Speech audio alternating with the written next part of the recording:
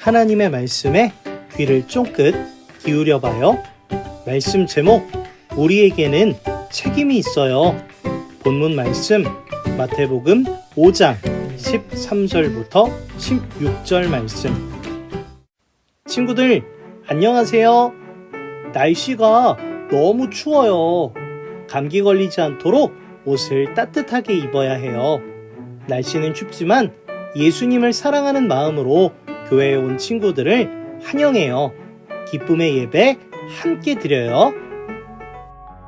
친구들, 혹시 밤하늘에 있는 별을 본 적이 있나요? 수많은 별들 중에 북두칠성이라는 별자리가 있어요. 북두칠성이라는 별자리를 들어본 적이 있거나 본 적이 있나요?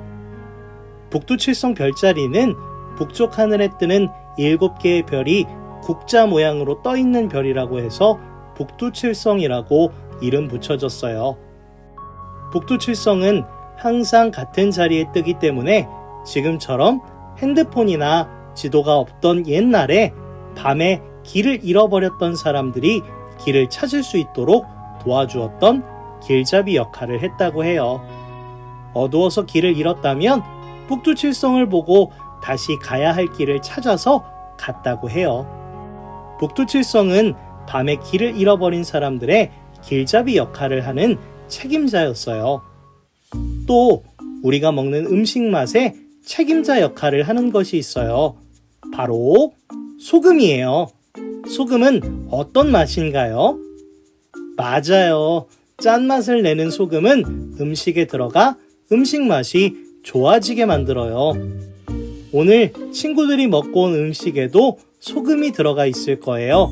소금이 안 들어간 음식을 찾아보기 어려울 정도로 음식의 맛을 내려면 꼭 필요한 것이 소금이에요. 소금은 음식을 맛있게 하는 역할 외에도 음식이 썩지 않도록 하는 방부제의 역할을 하기도 해요. 지금은 냉장고나 냉동고가 있어서 음식이 상하지 않게 보관하지만 옛날 어른들은 소금 항아리에 음식을 저장했어요. 고기와 같이 상하기 쉬운 음식을 항아리 안에 소금과 함께 넣어서 음식을 저장했다고 해요. 이처럼 소금은 음식을 맛있게 하는 역할과 변하지 않게 하는 역할을 했어요. 북두칠성의 별들처럼 그리고 소금처럼 어떤 역할을 하는 사람들에게는 해야 할 책임이 있어요. 어떤 역할을 하면서 맡은 일에 최선을 다하는 사람들에게 주어지는 것이 책임이에요. 그런데 오늘 말씀해 보니까 우리에게도 책임이 있음을 예수님이 말씀해 주셨어요. 우리에게는 어떤 책임이 있을까요? 우리 오늘 본문 말씀 속으로 들어가 볼까요? 마태복음 5장 13절부터 16절의 말씀은 예수님이 제자들과 사람들에게 들려주신 말씀이에요. 많은 무리가 예수님의 말씀을 듣기 위해 예수님께 나왔어요. 예수님은 많은 무리를 보시고 산에 올라가 말씀을 전하셨어요. 사랑하는 자녀들아, 너희는 소금이란다. 소금이 만일 다른 맛이 난다면 어떻게 되겠느냐? 소금은 소금의 맛을 내야 하는 것이란다. 너희도 세상에서 소금과 같은 역할을 하는 사람들이 되어야 한다. 라고 말씀하셨어요.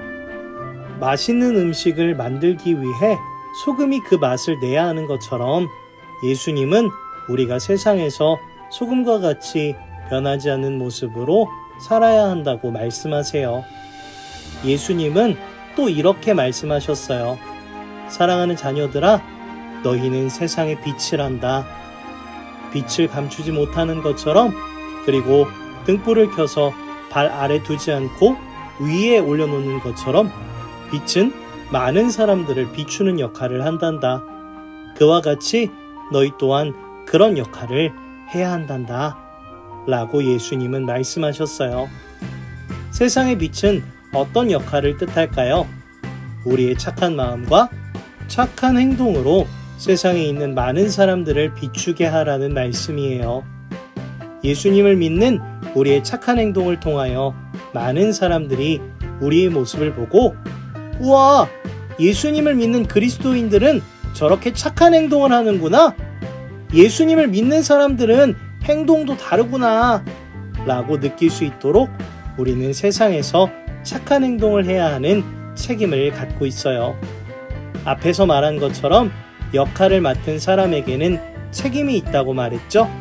예수님은 우리에게 빛과 소금의 역할을 주셨어요.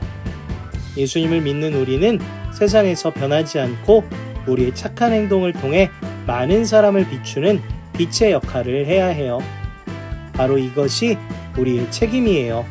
바로 빛과 소금의 역할을 하는 예수님을 믿는 어린이가 바로 우리의 책임 있는 모습이에요.